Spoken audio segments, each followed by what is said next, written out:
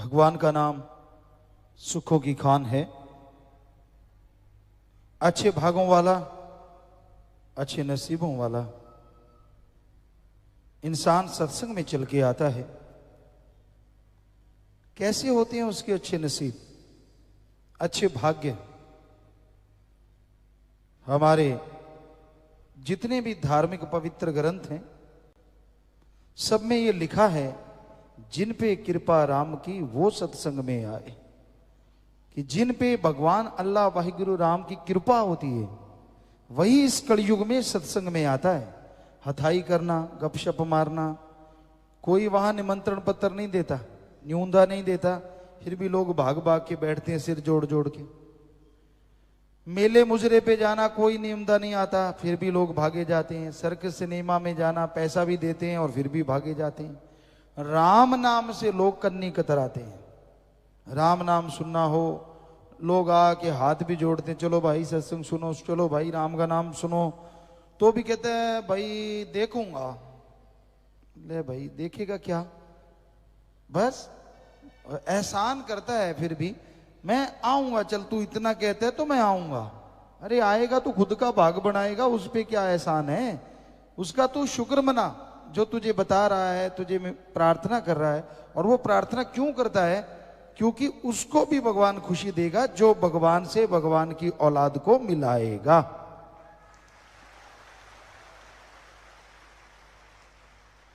तो भागों वाले चल के आते हैं और सत्संग सुन के जो अमल किया करते हैं उनके और भाग्य बन जाया करते हैं। आमतौर पे कहा जाता है जो भाग्य में लिखा है वो ही मिलेगा, जो भगवान कहेगा वो ही मिलेगा। वाकई सच है, जो भाग्य में लिखा वो तो मिलेगा, लेकिन 84 लाख जोनियों में आदमी एक ऐसा शरीर है जो अपने भाग्य को बदल सकता है।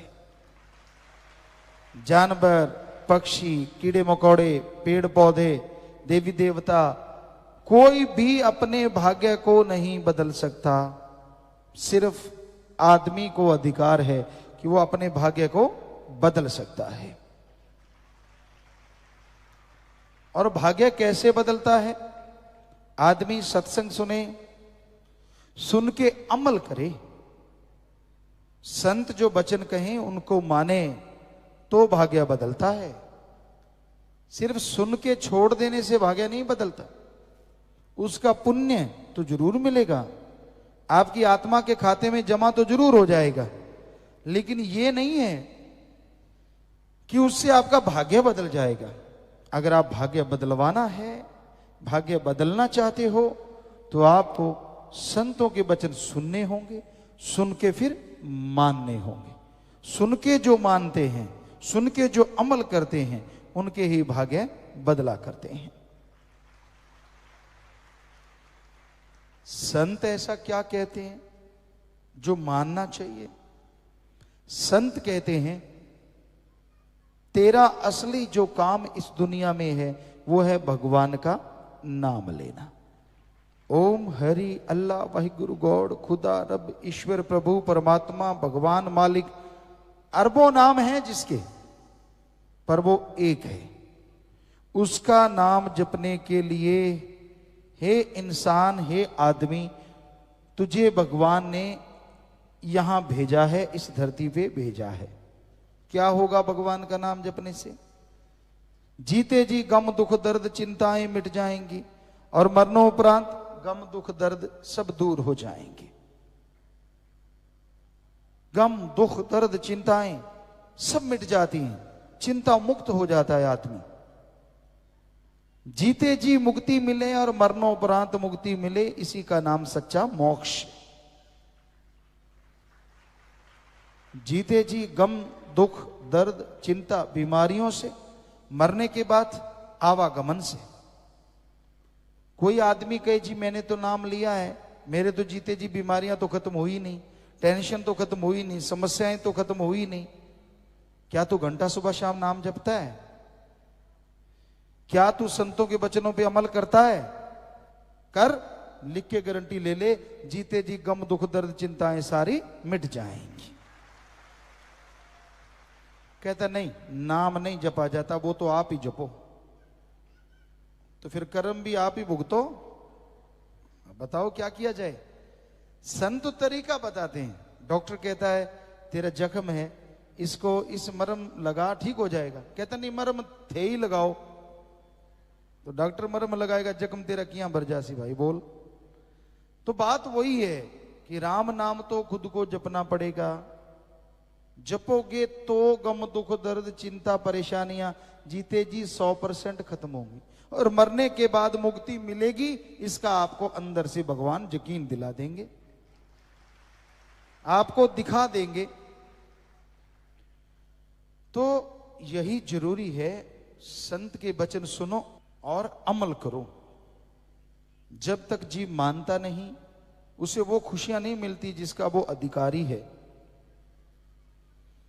उसे वो भगवान के दर्शन नहीं होते जिसके करने का मालिक ने उसको हुक्म दिया है या शक्ति दी है।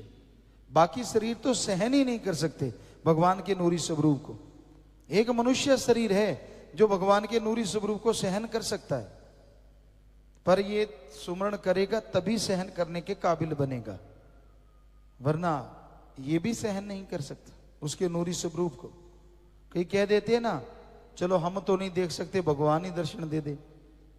कहते मूसा ने सुई के नक्के में से, सुई का नक्का मतलब इतनी सी जगह जो दोनों उंगलियों चारों के बीच में है, सुई का नक्का जिधर धागा डलता है, उतनी सी जगह में से, मतलब उतना अल्लाह का नूर देखा था और वो कोमा में चला गया था।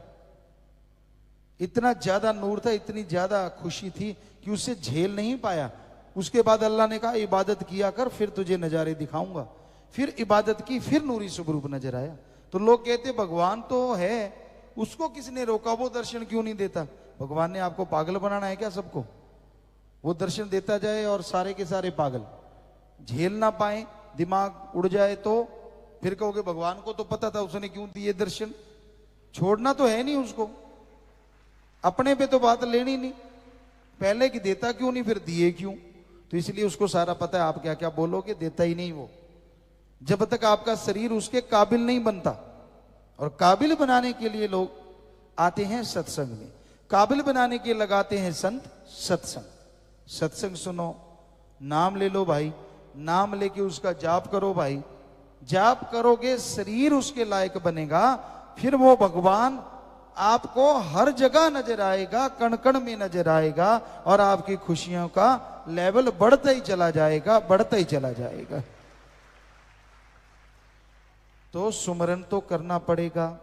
सुमरन नहीं करोगे, मन का नहीं भरोसा। मन कोई छोटी मोटी बात थोड़ी ना है, ये दो धारी तलवार है, दो धारी। इसके इधर भी तलवार के धार है और इधर भी धार है।